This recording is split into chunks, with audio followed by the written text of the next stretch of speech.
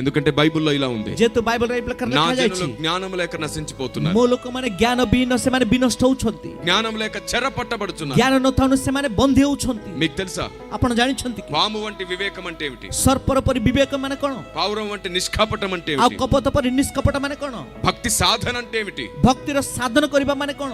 స్తుతించడం, ఆరాధించడం, ప్రార్థించడంతో భక్తి అయిపోతుంది. ପ୍ରଶଂସା କରିବା, ପ୍ରାର୍ଥନା କରିବା, ଆରାଧନା ଉପାସନା କରିବାରେ ଭକ୍ତି ସରି ଯାଉଛି. స్వస్థతలు, అద్భుతాలు జరిగితే భక్తి గొప్పదా? ସୁସ୍ଥତା ଅଦ୍ଭୁତ କାର୍ଯ୍ୟ ଘଟିଲେ ଭକ୍ତି ଯଥେଷ୍ଟ కలలు, କି? దర్శనాలు చూస్తే చాలా, ବଳବାନ ଦର୍ଶନ ପାଇଲେ ଆମେ ଯଥେଷ୍ଟ କି? ఆత్మవరాలతో నింపబడితే చాలా, ଆତ୍ମ ବରଦାନରେ ପୂର୍ଣ୍ଣ ହେଲେ ଯଥେଷ୍ଟ କି? కొందరికి సువార్త చేసే సంఘంగా మారిస్తే చాలా, କେତେ ଜଣକୁ ସୁସମାଚାର କହି ମଣ୍ଡଳୀ ଭାବରେ କରିବା ତା దాన ଯଥେଷ୍ଟ ధర్మాలు କି? చేస్తే చాలా. ଆମେ ଦାନ ଧର୍ମ କଲେ ଯଥେଷ୍ଟ କି? భక్తి దేంతో ముగుస్తుంది? ଭକ୍ତି କେଉଁଥିରେ ସମାପ୍ତ ହବ?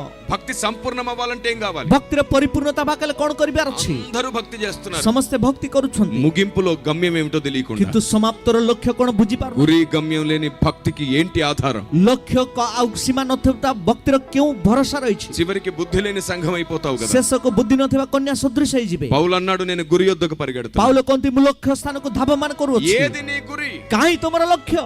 ఏది నీ గమ్యం? କାହିଁ ତମର ଗମ୍ୟ? నీ భక్తికి ఆధారం ఏమిటి? ତମର ଭକ୍ତିର ମୂଳଦୁଆ କଣ? ఎంత దౌర్భాగ్య జీవితం ఇది. କେତେ ଦୁଷ୍ଟତାର ଜୀବନ ଏହା.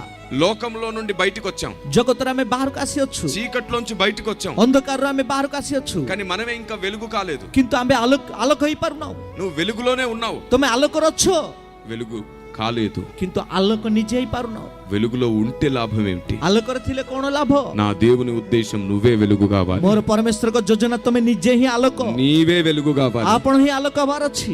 ఎలా అవుతాం వెలుగుగా? କେମିତି ଆମେ ଆଲୋକ ହେଇପାରିବା? బైబిల్ చెప్పింది, ବାଇବଲ କହୁଅଛି వాక్యము వెల్లడి అగుటతోడనే వెలుగు కలుగును. ବାକ୍ୟ ପ୍ରକାଶ ବା କ୍ଷଣେ କ୍ଷଣେ ସେଠି ଆଲୋକ ప్రకాశిତ ହେଲା. తెలివి లేని వారికి అది తెలివిని పుట్టిస్తుంది. ଅଜ୍ଞାନୀ ମାନଙ୍କୁ ତା ଜ୍ଞାନ ପ୍ରାପ୍ତ କଲା. మరి లేఖనం సెలవిస్తుంది ఏమిటి? ఆ ବାକ୍ୟ କଣ କହୁଅଛି? ఆశీర్వాదాలు, దీవెనలు, స్వస్థతల ଆଶୀର୍ବାଦ ଆଉ ସେଇ ପ୍ରକାର ସୁସ୍ଥତା ଆଉ ମହାନ କାର୍ଯ୍ୟ କି?